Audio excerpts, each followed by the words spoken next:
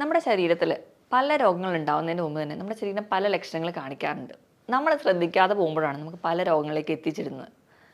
നമ്മുടെ ശരീരത്തിൽ നിന്ന് പോകുന്ന വിസർജ്യ വസ്തുക്കൾ പോലും പല രോഗങ്ങളുടെയും ലക്ഷണങ്ങളാണ്. നമുക്കറിയാം, നമ്മുടെ പോകുന്ന മലത്തിൽ നിന്ന് എന്തെങ്കിലും വ്യത്യാസം ഉണ്ടെങ്കിൽ ചില രോഗങ്ങൾക്കുള്ള ലക്ഷണങ്ങളാണ്. അതുപോലെ തന്നെ മൂത്രത്തിൽ എന്തെങ്കിലും വ്യത്യാസം വന്നു കഴിഞ്ഞാൽ അതും ചില രോഗങ്ങളേക്ക് ചൂണ്ടിക്കാണിക്കുന്നു. മൂത്രത്തിൽ പത വരിക, മൂത്രത്തിൽ നിറം വ്യത്യാസം വരിക, ഗന്ധത്തിന് വ്യത്യാസം വരിക, അളവ് കുറയുക, ഇതൊക്കെ ഓരോരോ രോഗലക്ഷണങ്ങളാണ്. അപ്പോൾ നമുക്ക് ഈ അടുത്ത് ഒരുപാട് പേര് ചോദിക്കുന്ന ഒരു ഡൗട്ടാണ്, മൂത്രത്തിൽ പത അതെങ്ങനെ തിരിച്ചറിയാൻ പറ്റും? ഈ ഒരു മൂത്രത്തിൽ പത കാണുന്നത് ഏതെങ്കിലും രോഗത്തിനെ ചൂണ്ടിക്കാണിക്കുന്ന ലക്ഷണങ്ങളാണോ എന്നൊക്കെ.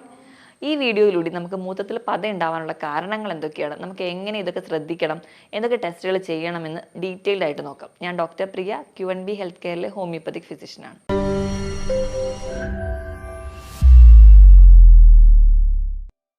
മൂത്രത്തിൽ പത ഇത് നോർമലായിട്ട് കാണുന്ന ഒരു കണ്ടീഷനാണോ? ഇത് പലരുടെയും സംശയമാണ്. നോർമലി നമ്മുടെ മൂത്രത്തിൽ പ്രോട്ടീൻ അല്ലെങ്കിൽ പത വരാറില്ല. പത എന്ന് പറയുന്നത് പ്രോട്ടീൻ വരുന്നത് കൊണ്ടാണ് പത വരുന്നത്, നോർമലി വരാറില്ല. ചിലർക്ക് ചിലപ്പോഴൊക്കെ ചില കാരണങ്ങൾ കൊണ്ട് ടെമ്പററി ആയിട്ട് 1-2 ദിവസം കാണാറുണ്ട്. അത് വലിയ കാര്യമൊന്നുമില്ല. അത് നമുക്ക് ആ 1-2 ദിവസം മാത്രമായിട്ട് നിൽക്കുന്നതെങ്കിൽ നമ്മൾ പേടിക്കേണ്ട കാര്യമൊന്നുമില്ല. പക്ഷേ കണ്ടിന്യൂസ് ആയിട്ട് മൂത്രത്തിൽ പതയായിട്ട് പ്രസൻറ്റ് ചെയ്യുകയാണെങ്കിൽ ചിലപ്പോൾ അതൊരു കിഡ്നി കംപ്ലയിൻസിന് ഉണ്ടാകാൻ ചാൻസ് ആവാം. ചിലപ്പോൾ അതിലേക്ക് എത്തുന്ന ഒരു ലക്ഷണമാകാം. അപ്പോൾ നമുക്കത് എങ്ങനെ തിരിച്ചറിയാമെന്ന് നോക്കാം.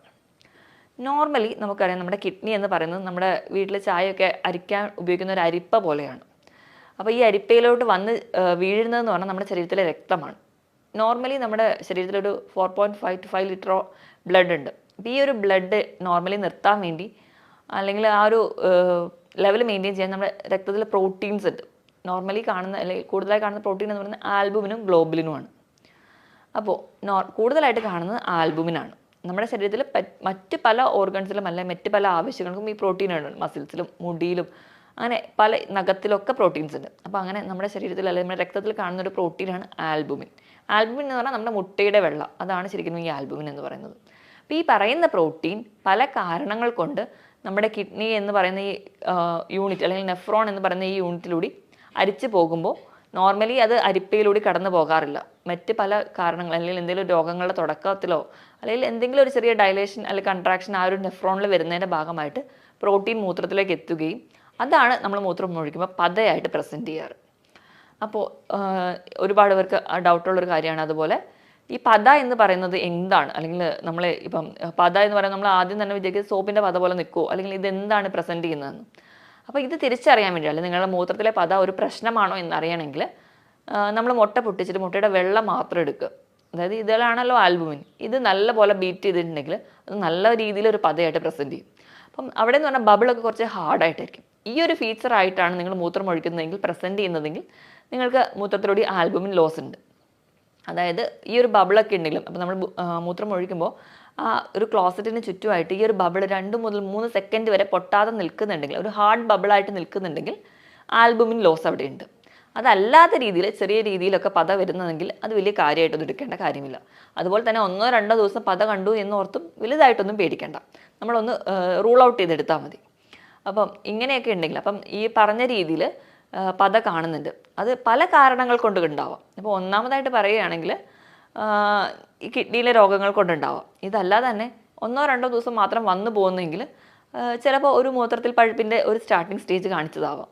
അല്ലെങ്കിൽ നമ്മൾ ബാത്റൂം തന്നെ ക്ലീൻ ചെയ്യുമ്പോൾ ധാരാളം സോപ്പ് അവിടെ ഉണ്ടെങ്കിൽ ചിലപ്പോൾ നമ്മൾ മൂത്രം ഒഴിക്കുമ്പോഴും അവിടെ പതയായിട്ട് പ്രസൻറ്റ് ചെയ്യാം. അപ്പോൾ നമ്മൾ ഇതൊക്കെ ഒന്ന് റൂൾ ഔട്ട് ചെയ്ത് വെക്കാം. ഇപ്പം യൂറിനറി ട്രാക്ട് ഇൻഫെക്ഷൻ്റെ ഒരു കേസ് എടുക്കുകയാണെങ്കിൽ, നമ്മൾ യൂറിൻ റൊട്ടീൻ വിടുമ്പോൾ അതിൽ കാണിക്കാറുണ്ട് പസ് സെൽസ്, എപ്പിത്തീലിയൽ സെൽസ്, ആൽബുമിൻ എന്ന് പറയുന്നത് ട്രേസ് കാണിക്കാറുണ്ട്, അല്ലെങ്കിൽ ധാരാളമായിട്ട് പ്രസൻറ്റ് ചെയ്യാറുണ്ട്. ചിലർക്കാണെങ്കിൽ ഇത് ഉണ്ടാവാറുമില്ല. അപ്പോൾ ഈ ഒരു കണ്ടീഷനാണെങ്കിൽ നമുക്കറിയാം, മൂത്രത്തിൽ പഴുപ്പിന് അടിവയറുവേദന, മൂത്രം ഒഴിക്കുമ്പോൾ നീറ്റൽ, പുകച്ചിൽ, മൂത്രത്തിനൊരു ദുർഗന്ധം, പനി, കുളിര്, ഇവയൊക്കെ ആയിട്ട് പ്രസൻറ്റ് ചെയ്യും. ഈ ഒരു ഫീച്ചേഴ്സ് ഉണ്ട്. അതുപോലെ തന്നെ മൂത്രത്തിൽ പതയുണ്ടെങ്കിൽ നിങ്ങൾ ഉറപ്പിക്കുക നിങ്ങൾക്ക് UTI ആണോ അല്ലെങ്കിൽ യൂറിനറി ട്രാക്ട് ഇൻഫെക്ഷൻ ഉണ്ടോ എന്ന് ഉറപ്പിക്കുക. ഉണ്ടെങ്കിൽ ആ ഒരു ട്രീറ്റ്മെൻറ്റ് എടുക്കുക, അല്ലെങ്കിൽ അതിന് വേണ്ടിയിട്ട് നമ്മൾ ചികിത്സിക്കുമ്പോൾ അത് മാറുമ്പോൾ ഇത് കംപ്ലീറ്റ് ആയിട്ട് മാറും.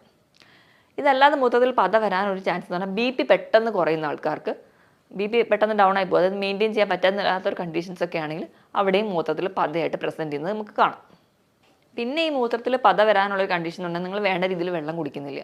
ഡീഹൈഡ്രേഷൻ, നമ്മുടെ ശരീരത്തിന് ആവശ്യത്തിന് വെള്ളം കിട്ടാതെ വരുമ്പോൾ മൂത്രം നല്ല കലക്കലും നല്ല ഡാർക്ക് കളറിൽ പോകും, ക്വാണ്ടിറ്റി കുറവായിരിക്കും. അപ്പോൾ നമ്മൾ മൂത്രം ഒഴിച്ചാൽ ഈ പത കാണും. അപ്പോൾ ഡീഹൈഡ്രേഷൻ ഉണ്ടോ എന്ന് നോക്കുക.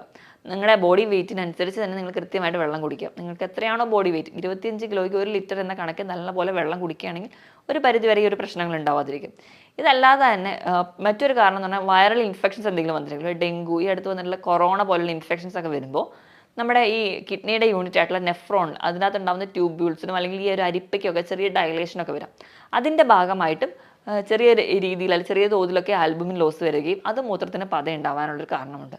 ഇതൊന്നും അല്ലാതെ തന്നെ അധികമായിട്ട് വ്യായാമം ചെയ്യുന്നവരും ഭയങ്കര സ്ട്രെയിനസ് ആയിട്ട് എക്സസൈസ് ചെയ്യുന്നവരാണെങ്കിൽ നമുക്കറിയാം നമ്മുടെ മസിലെല്ലാം ബിൽഡ് ചെയ്തിരിക്കുന്നത് പ്രോട്ടീൻ വെച്ചിട്ടാണ്. നമ്മൾ അധികം വ്യായാമം ചെയ്യുമ്പോൾ ഈ പ്രോട്ടീൻ ബ്രേക്ക് ഡൗൺ ചെയ്യുകയും നമ്മുടെ ശരീരത്തിൽ ക്രിയാറ്റിനിൻ്റെ അളവ് കൂടുന്നതായിട്ട് കാണാം. ഇത് കിഡ്നിക്ക് ഒരു ലോഡ് കൂടുകയും അങ്ങനെ കിഡ്നിയിൽ ഓവർലോഡ് ആവുന്നതിൻ്റെ ഭാഗമായിട്ടും ആൽബുമിൻ്റെ ഒരു പ്രസൻസ് നമുക്ക് യൂറിനിൽ കാണാൻ പറ്റും.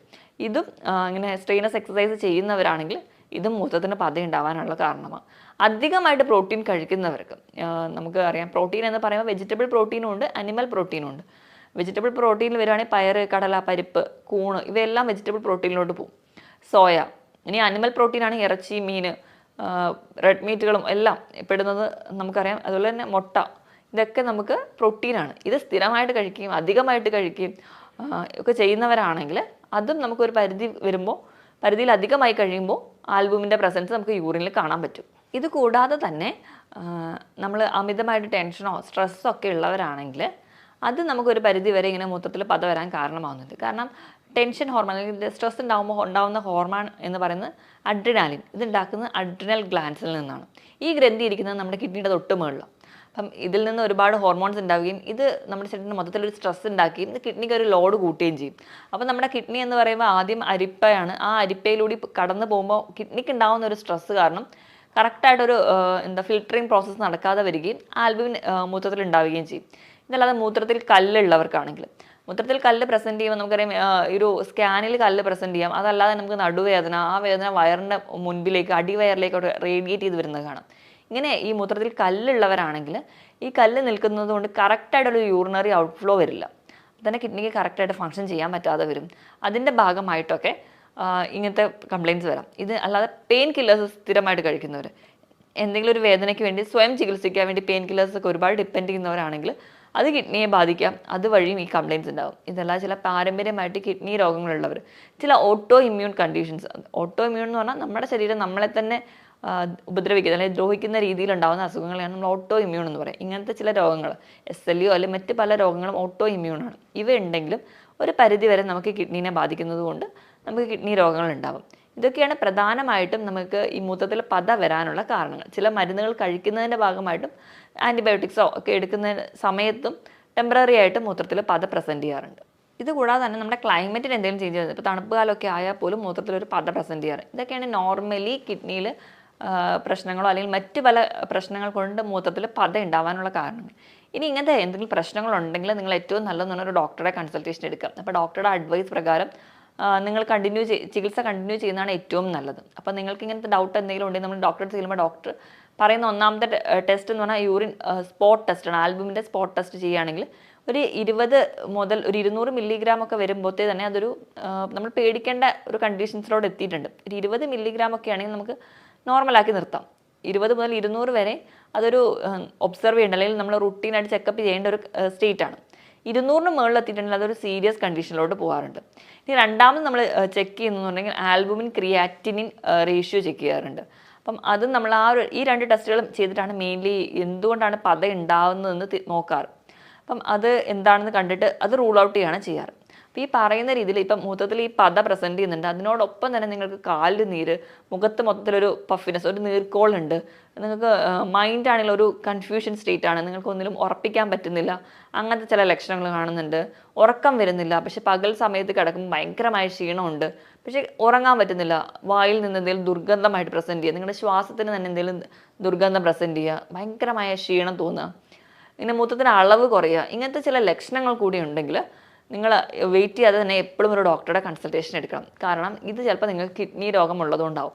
അപ്പോൾ മൂത്രത്തിൽ പത എന്ന് പറയുമ്പോൾ ഞാൻ ഈ പറഞ്ഞ കണ്ടീഷൻസിൽ മാത്രമായിരിക്കും. ഞാൻ ഈ പറഞ്ഞ കിഡ്നി രോഗങ്ങളുടെ ലക്ഷണത്തോടൊപ്പം തന്നെ മൂത്രത്തിൽ പത പ്രസൻറ്റ് ചെയ്യുന്നുണ്ടെങ്കിൽ അത് കുറച്ച് സീരിയസ് കണ്ടീഷനാണ്.